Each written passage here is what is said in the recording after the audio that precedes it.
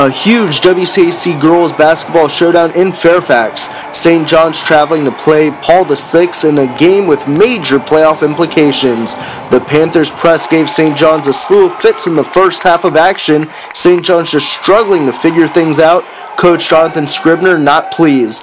The turnovers fueled PVI's offense.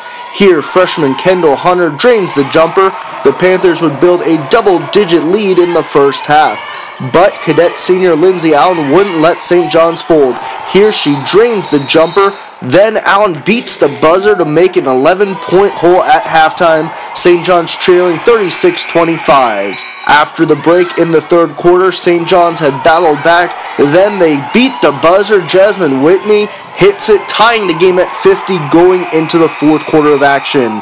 Both coaches preparing their teams for the final epic quarter. St. John's getting things going in the quarter as Tori Oliver finds the bucket. After trading baskets through the fourth quarter, St. John's PVI tied at 62 with 5 seconds to go. Lindsay Allen with a chance to end it on a buzzer beater, but no, it does not go in, and the teams will head to overtime all tied up.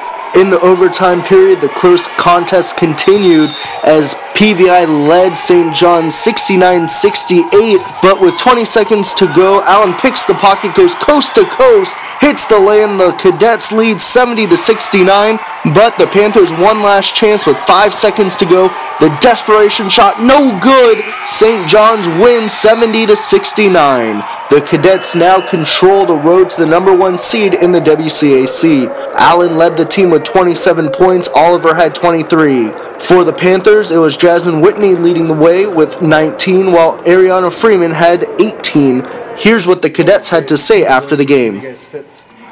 Well, we prepared long and hard for the press. We scouted the press.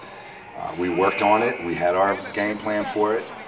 But they're good, and that's a hell of a press, and they got what they wanted out of it and really jumped on us, which they've been able to do, I think, to most teams this year. But eventually we adjusted, made a couple little switches in personnel, and I think it made a big difference. The thing about a press like that is if you're able to beat it, it can pay great dividends on the other side, and after a while I think it started to pay off for us once we got a little more under control, just dealing with the strength and athleticism. We didn't draw up a steal for Lindsay. Right. I was really, really proud of the defensive possessions in the last minute and a half. Obviously the steal by Lindsay, but that steal starts with the ball pressure.